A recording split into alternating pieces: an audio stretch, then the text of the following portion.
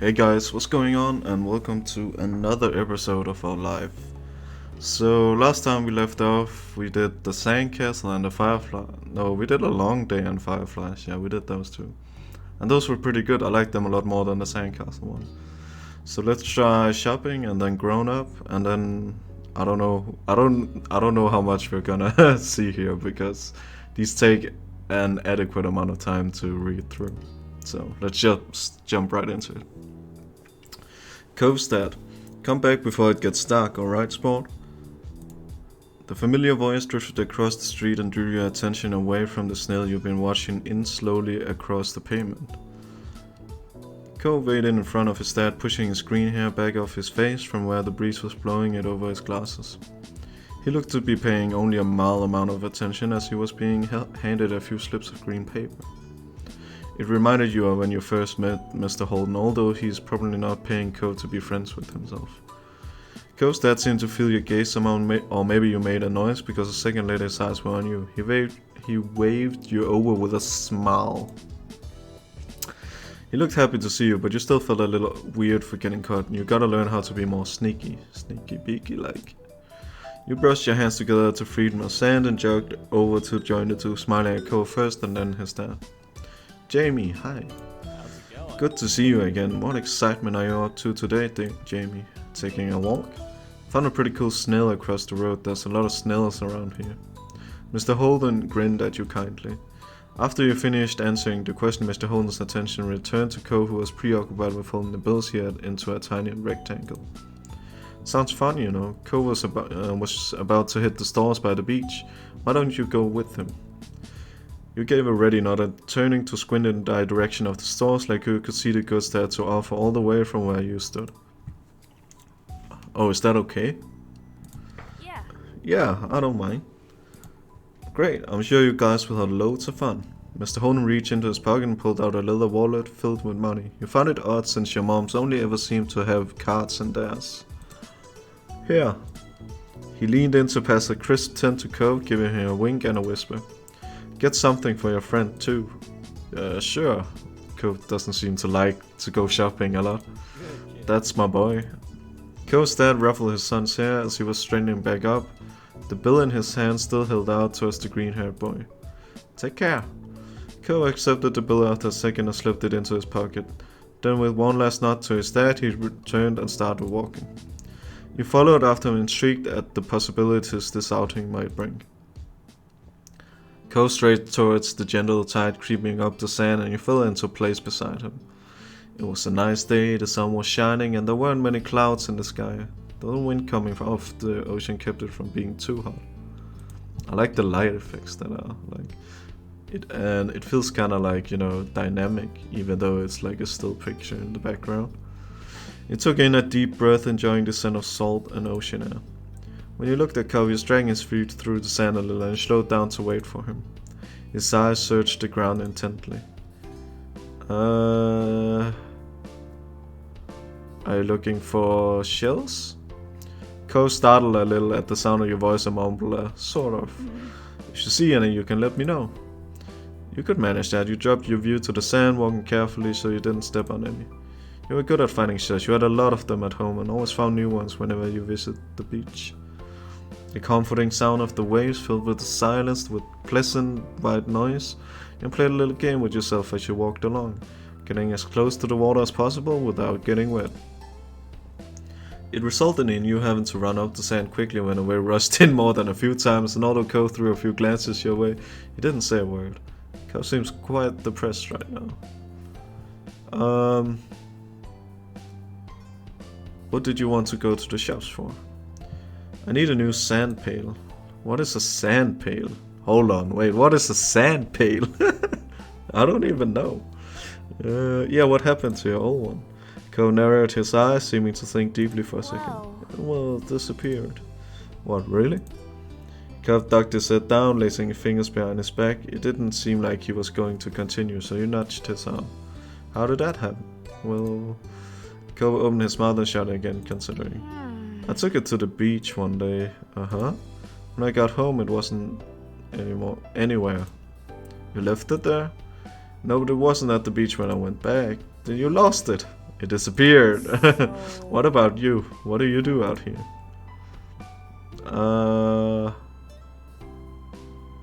I like looking at fish.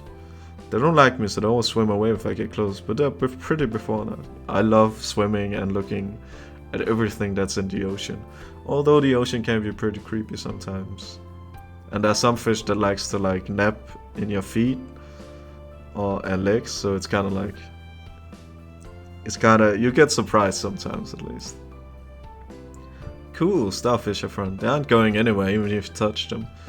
I mean, that's true, they can't really go anywhere. They're kind of trapped. A small laugh escaped you, that's true.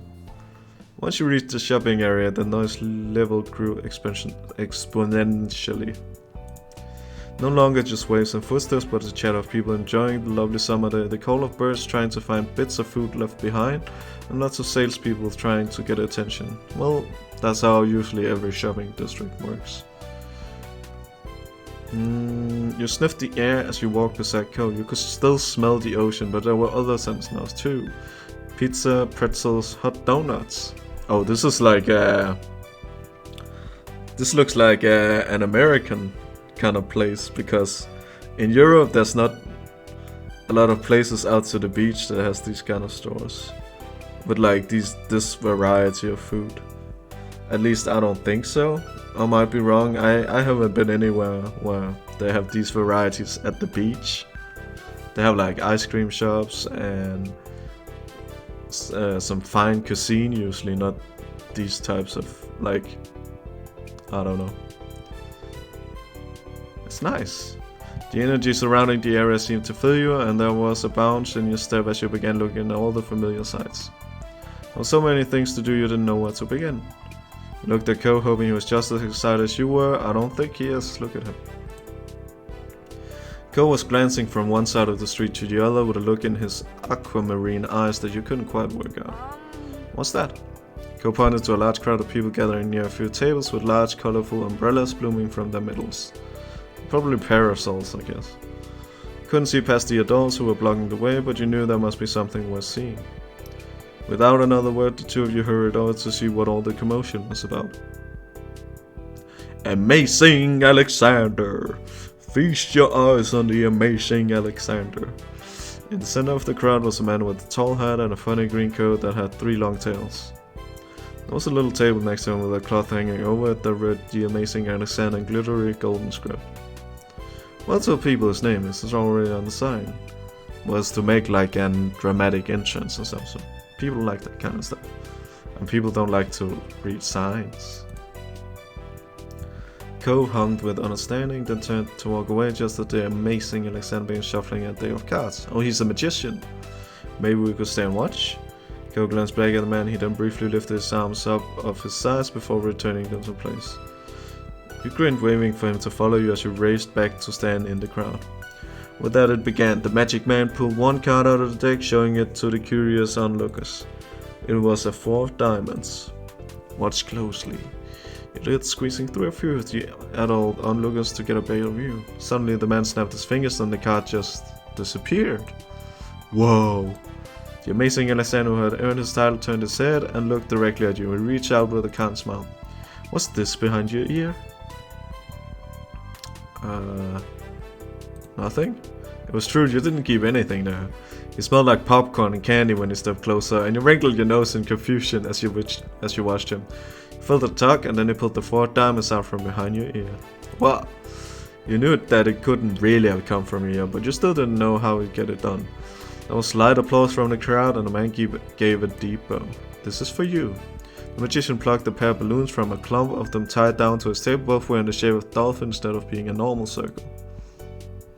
And one for your friend too. Thank you for being my assistant. Whoa. Now you were really grateful he chose you. We got 3 balloons. Hell yeah. And it's a dolphin to boot. After that you went to someone else in the crowd. Pick a card, any card. My uncle does that every time he wishes. Not the balloons, the stuff with cards. Ko spoke plainly while reaching over to take the dolphin that had been designated for him.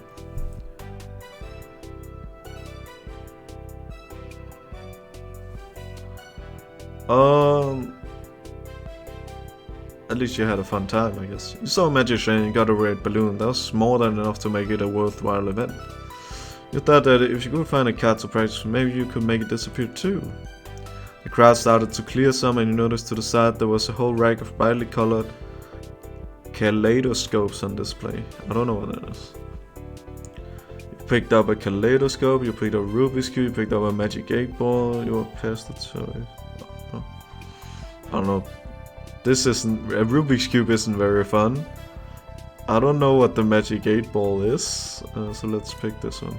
Oh, these are cool. You shifted your balloon string to your other hand so you could bring the mysterious tunnel to your arm. A whole palette of colors appeared right in front of you, spinning into all kinds of different shapes as you twisted the end of the tube. Ko picked one up and looked through, twisting the tube at the end. After a second he set it back on the rack, moving to the other side of the stall. He went under the awning, careful of his own floating dolphin, and you joined him. Did you have places like this in your old town? Ko blinked at you for a moment and you wondered if you shouldn't have asked. You knew how much you missed the place. Not really. Oh, this... oh, it's just like... okay, I see.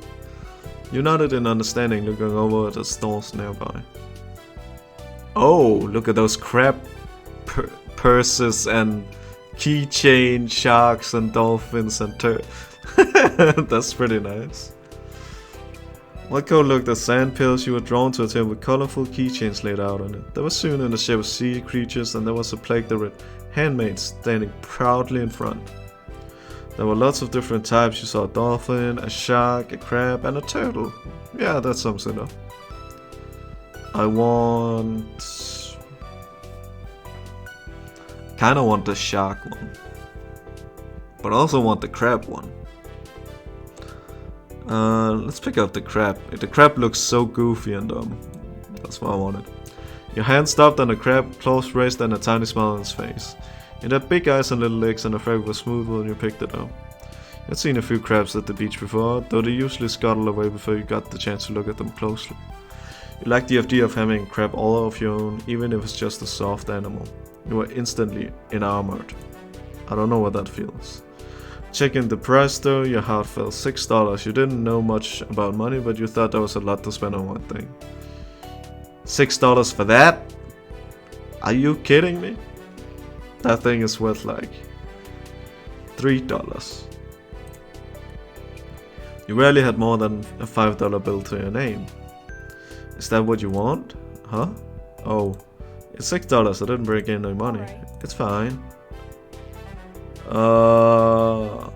You don't have to. Ko didn't mind that. He took the keychain from your hands and that was that. He was holding a small yellow bucket for himself too. I was always gonna get you something. I already got the money for it. You smiled, pleased to have things worked out. It was nice of Ko's dad to let Ko buy something for you too. You had to remember to thank him next time you saw him. After Ko paid the two, you stepped out of the store side by side, your balloon dolphins knocking together, spiraling around in the air. Watch Ko hold up his new pail to his face, examine it thoroughly. Oh, so a pail is like a bucket, like a sand bucket, I guess. Hey Ko. Yeah? I really like this keychain, thank you. It's nice. Ko looked further down the street where different food carts were lined up. He rested his non-cast arm over his stomach and just as he did, he also let out a light growl. You hadn't eaten since breakfast and after all this wandering around you were definitely ready for some lunch. Let's get some food. Yeah, sure. You two wandered around a short while looking at all the delicacies that were available. Everything looked delicious and as the different smells, both sweet and salty, wafted over to you, your stomach growled even louder. After passing up hot dogs, snow cones, ice cream and pizza, you both agreed on pretzels. I have actually never ate like a big pretzel, only those, you know those small pretzels that you get at bars? I've eaten those, but I haven't eaten like those big ones you get at like a bakery or something. I should try those one time. Those with salt on them. Ko got something sweet and cinnamony, and you? Oh, you could get different types of pretzels. I didn't know that. I'm not one for sweet things, honestly, so I wanna get one with cheese. You licked your lips hungrily as the vendor handed you a pretzel over, ready to take a big bite. It was covered in gooey melted cheese just the way you liked it. Yes, cheese. The enemy. It seemed odd to get a dessert pretzel before eating normal food. Well, that's just... I mean, some people like sweet stuff, other people like salty stuff. I mean, it's just how it is. You found an empty table close enough to the beach that the grit of the sand made terrible noises when you dragged the chairs out to sit down. These balloons are gonna make it hard to eat. Cole placed his bucket on the table as he stared at his still balled up hand that was wrapped around the string. You open your mouth to agree before an idea hits you. I know. Why don't you just tie the balloon to your chair or something? After carefully placing your pretzel somewhere it wouldn't get sandy, you took the balloon dolphin out of Cole's hand and tied it in a delicate bow around his wrist. Oh, you could do that too. Cole bound his arm up and down in place, testing the stability of your knot. After watching his balloon jostle around but remain attached, he smiled satisfied.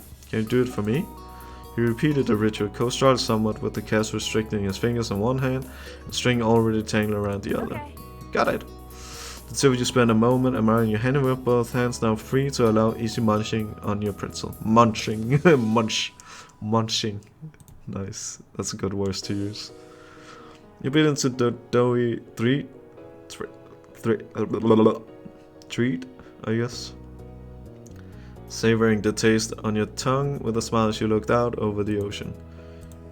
After the time you finished your pretzel, you were done before Cole. It was boring not having anything to do. You pulled on a string of your balloon to bring it down to your level, then you held the dolphin in your hands, manipulating to make it look like it was jumping through the air. If you turn your face towards the beach, it almost looked like it was swimming in the waves like a real dolphin. A laugh came from your side. When you glanced back at Cole, he had left the remaining part of his pretzel on the wrapper, and he was grinning his dolphin too.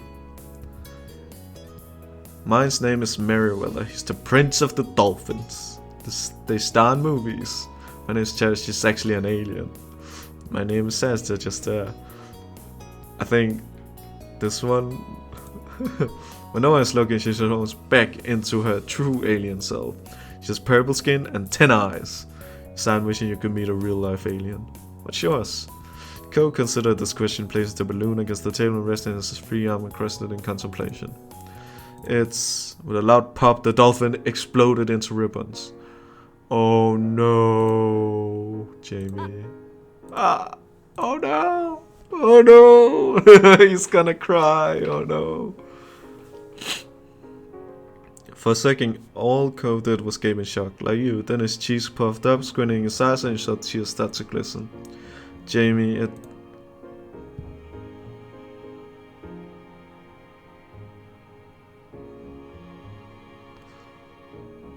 I actually don't know what to say. I feel like this would be something I would do, but I don't think Cole would like that, honestly.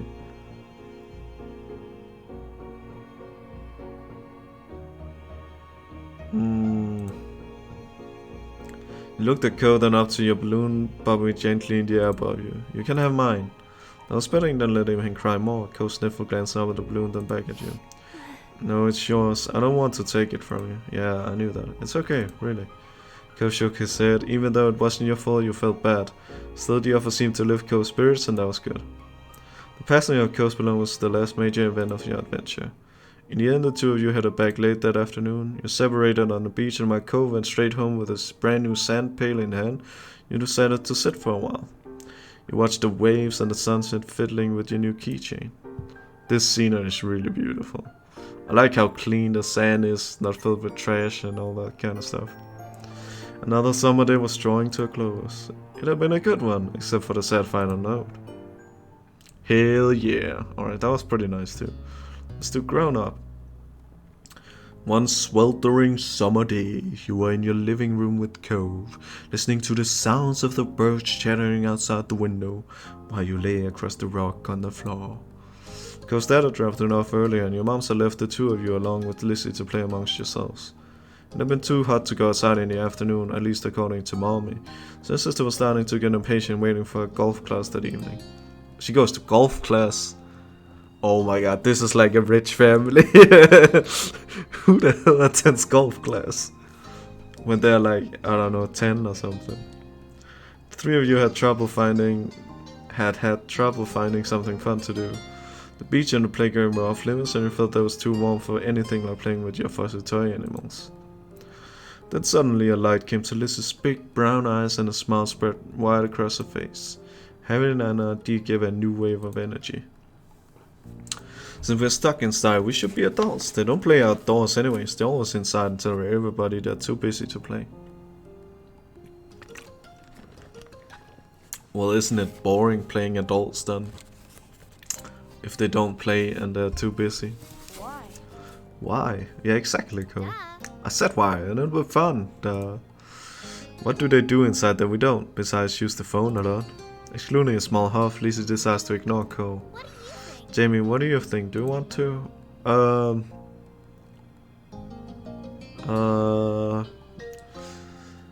I mean, as a child, I guess we acted a lot like adults, like, because we thought it would be cool, like we could decide for ourselves and we could do all these crazy, nice things, but in the end, becoming an adult is sad times, man. It's like the opposite of what you want, but you only realize it once you get there. I wish I was like an 8-year-old kid again sometimes. That would be so much fun. Sure, we can play adults. You do? Seriously? Yeah. Hooray, okay, let me think, what do I want to do? Satisfied that now you were about to bail on her, Lizzie thought over her option while you watched. After a few seconds, she clapped her hands together and beamed, apparently having settled on something without asking either of you. Okay, I'm gonna be a professional golfer. Jamie, you and Cove can be a beach volleyball player, a gymnast, or a tennis player. Why can't we pick anything we want? We have to play sports as a stall. Yep. I skipped one. I don't know if you noticed, but I skipped one. I always do this, I'm so sorry. But there's other kinds of sports too. It isn't the same. What do you think, Jamie? Don't those choices sound super cool? You wanna be that, huh? Isn't there anything else we can be? Lizzie stomped her foot on the ground. Why do you want to decide everything, Lizzie? You're gonna turn into like one of those angry women that does all kinds of stupid things. Nope, come on, just decide already. Knowing Lizzie wouldn't let this go anytime soon, you signed. Cole was not impressed with Lizzie's attitude, though he didn't bother talking more about it for now. He thought over the list of possibilities: beach volley, gymnast, or tennis. Out of all of them, you'd prefer to play the beach volley guy. If she couldn't spend the afternoon at the beach for real, then you might as well pretend you were there. You could even wear a swimsuit to make it seem more realistic, although Lizzie probably wouldn't let you run off and do that now that she had you there. Stuff's clearly the top option. Okay, I'm gonna be a volleyball player. Alright, how about you, Cole? I'll have a volleyball team too. Lizzie threw her hands in the air, making a noise sound. You guys can't be the same thing. That's not how it works. What do you mean? What? There are people that like the same sport, that does the same sport. It's not like there's only one golf player in the world. Or one beach volley player in the world. What's wrong with you? You didn't say that. The rule is picking from the list. You can't keep adding more. Lizzie looked at the two of you, then shook her head, resigned to losing this battle but not the war. Fine, you're both volleyball players, but you're on the same team because there's only one. Lizzie's ponytail bobbed when she proudly stretched her arms wide. The Olympic team. What? We are Olympic athletes who just competed in the Olympics. Cove didn't seem all that impressed with the announcement. He made a face and adjusted glasses on his nose. That's really specific. That's what makes it fun anyway. Lizzie marched back and forth in front of the both of you, getting lost in her own imagination. I won all gold medals and people are calling me the next Mickey Wright. Who's that? Lizzie stopped on the spot and turned on him, her brown eyes shining with impatience. It doesn't matter if you know who she is, it's a golf thing. You guys won medals too. Your team pleased the silver. It's more real if we're not all first place. But why do you have to be first place? Why do you have to decide every little thing? This is not how you play together. You're all supposed to be included and decide what you want to be. Can't just decide the scenario. What the hell? Honestly, I don't like Lizzie very much because her attitude and the way she does things is kind of like... Yeah, it's not my style, let's just say it like that. Hey, we can do better than silver. You parted at Lizzie unhappy with the decision. Jamie's right. Sorry. Lots of people lose at the Olympics, them's the breaks. And you're the one who did, not me. Lizzie looked taken aback by Co's declaration as though the thought of her losing was completely absurd. No way, it wouldn't make sense, I'm already practicing my golf game. She took a golfing stance to make a point, pretending to swing a club and hit an invisible ball. So what kind of house do you want to live in? Cove hadn't changed his mind about winning, but thinking about where he'd live as an adult appealed to him, apparently because he looked back at Lizzie with some of the anger fading. I'm going to live on the beach. Lizzie made a face and poking out her tongue. It's kinda boring, we already have that. No, not like the normal houses here with a street. On it, right on the sand by the water. Just like that, all the tension was back. Hadn't even had a chance to choose where you would want to do. That's not very fun or smart, Co. You can't live on a bunch of sand and shells. Lizzie, why do you have to... Oh, please, Lizzie, don't. Why do you have to be such a mood killer? Can't you just let him have one thing?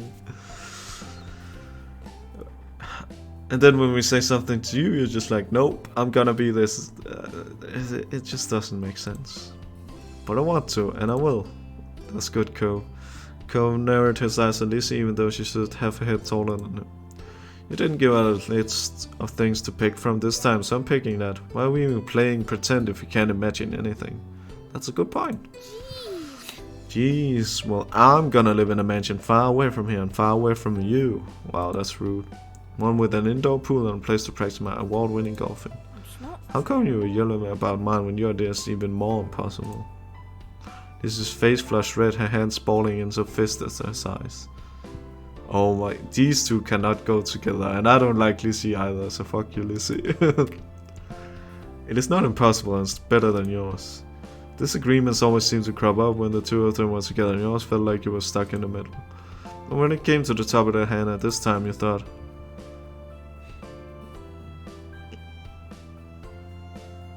Co was right.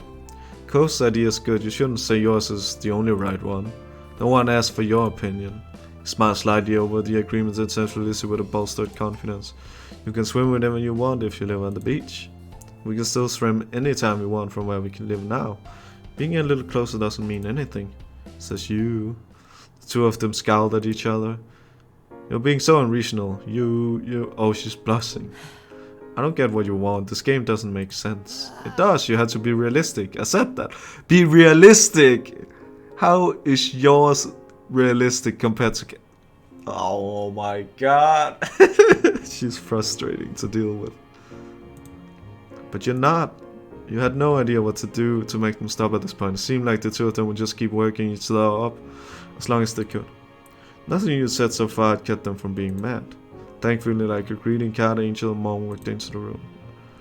Lizzie rushed through her, hanging onto the hem of her shirt and poking out her tongue at Co. Lizzie, Jamie, it's time to get ready to go. Sorry you had to leave already, Co. Their mommy said she'll walk you home, so you won't be left in the cold. Co was still glaring at Lizzie, his face flushed red with anger. I can go by myself, but... Bye, Jamie. There was still a harsh edge to the brief farewell, but you knew it wasn't you he was mad at.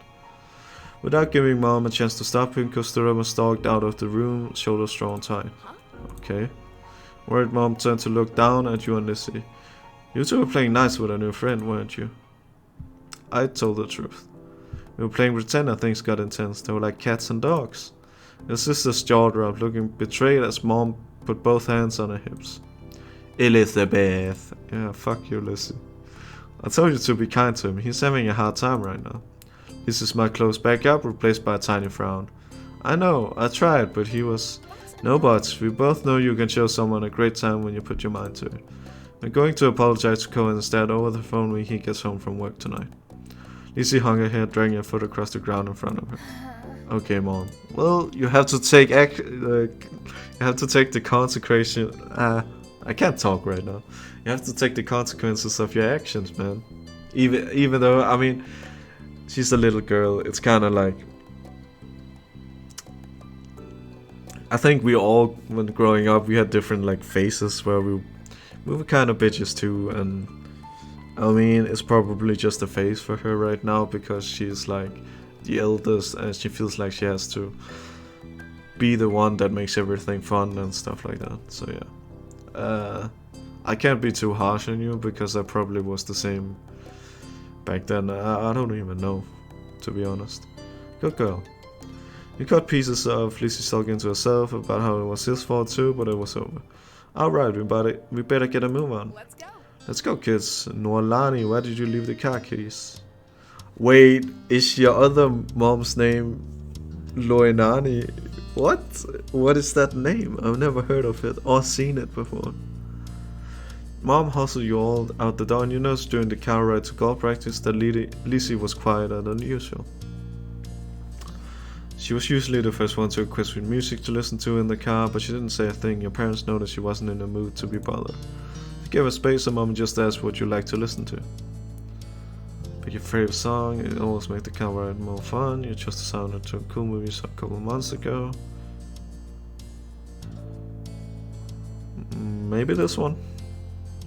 You were happy to see it brighten her right away, and she started singing along with you. Soon enough, a bad move was a thing of the past. I kinda gave her a free pass there because I thought, why not, let's all be friends, at least if it's possible, you know. When the car run was over, you spent the twilight hour watching Lizzie hit things with other girls her age. I mean, look at this.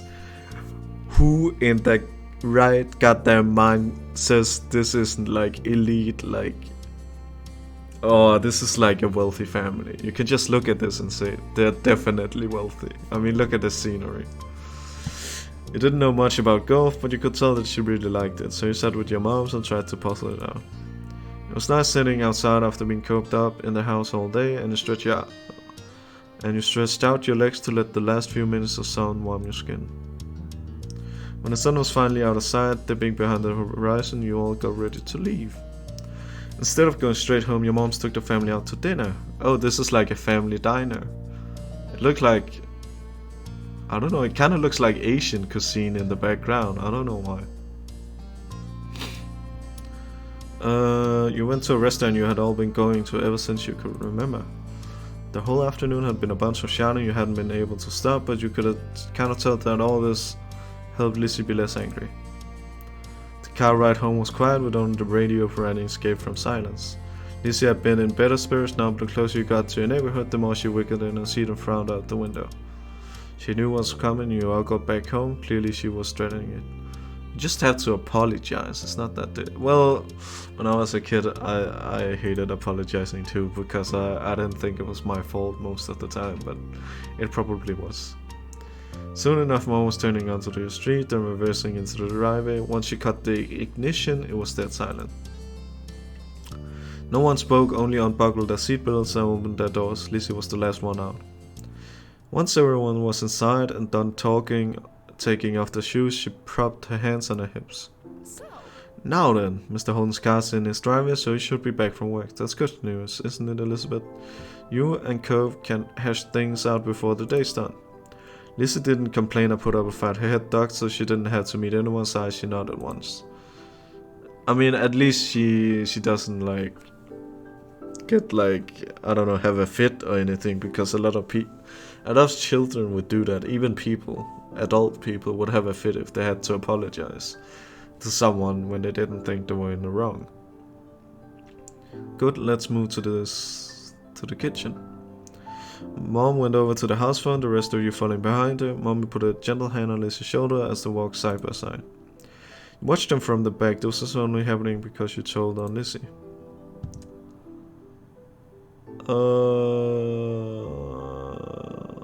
I mean, I don't like doing it, but I had to.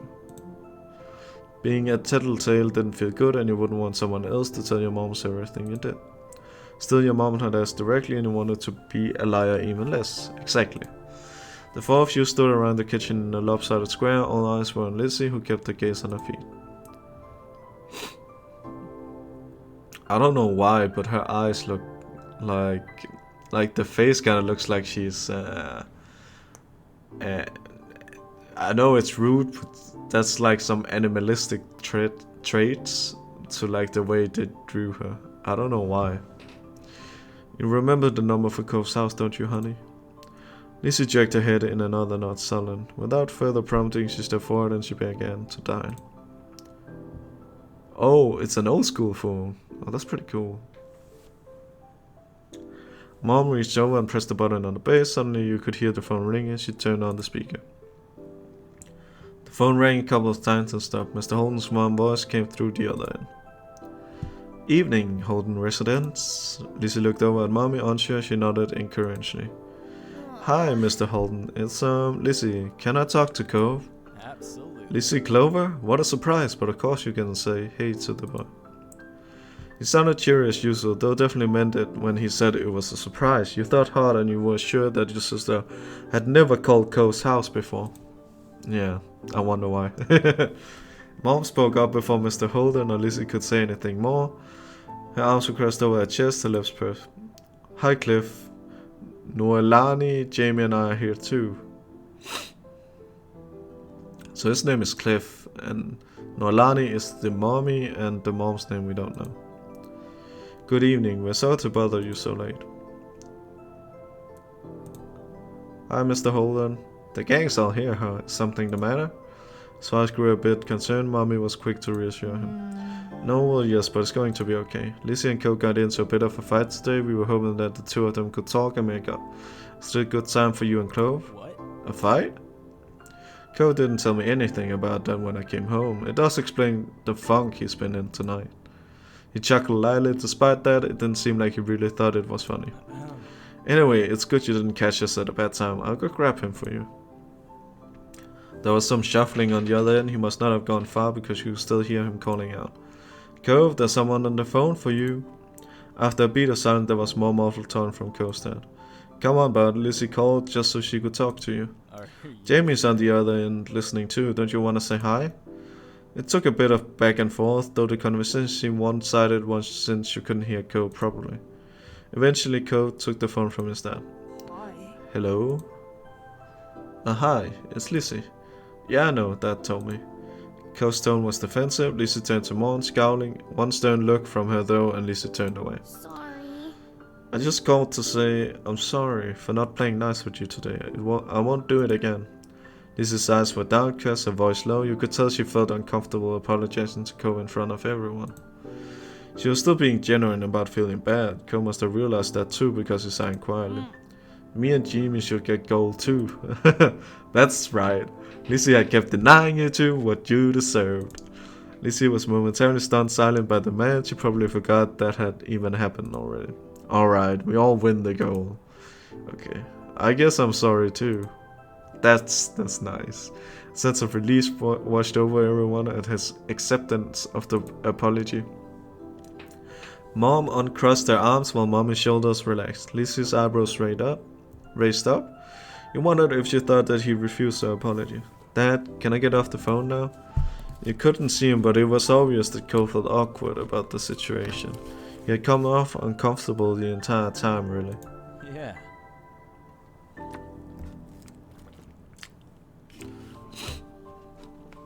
Yeah, you can go back to your room if you want. Be sure to say goodbye first, though. Bye, Lizzie. Bye. Bye. Bye, Jamie. You perked up at the mention of your name. You smiled even if you couldn't see it. Bye, Cove. With that, Cove must have handed the phone to his dad and left since Mr. Holden spoke out. That's a relief. All's well that ends well, as they say. Thanks for arranging this. I'm sure he appreciates it. As Mom replied, Lizzie tugged on Mommy's hand to catch her attention. Can I go now too? Good job. Sure, sweetie. Thank you very much for apologizing to Cove. Mom flashed a brief smile at Lizzie and nodded her agreement. Given permission to leave, Lizzie scurried off towards the stairs. She seemed to be feeling much better with the incident behind her. Mom and Mommy returned to the phone, taking off the speaker. They continued to talking to Mr. Holden. You couldn't tell what about. You were glad that was the end of it all. Lizzie and Co might not get along and probably still won't, but they weren't mad at each other anymore. Mom and Mommy weren't upset either. Everything was finally back to normal. With that thought, you retreated to your own room with a spring in your step. Nice, those pretty good. Alright. So I think I'm gonna cut the episode here because of I don't know how long it's been, but I feel like it's been like 30 minutes or so. So thank you all so much for watching, and in the next episode we'll see what happens after the summer.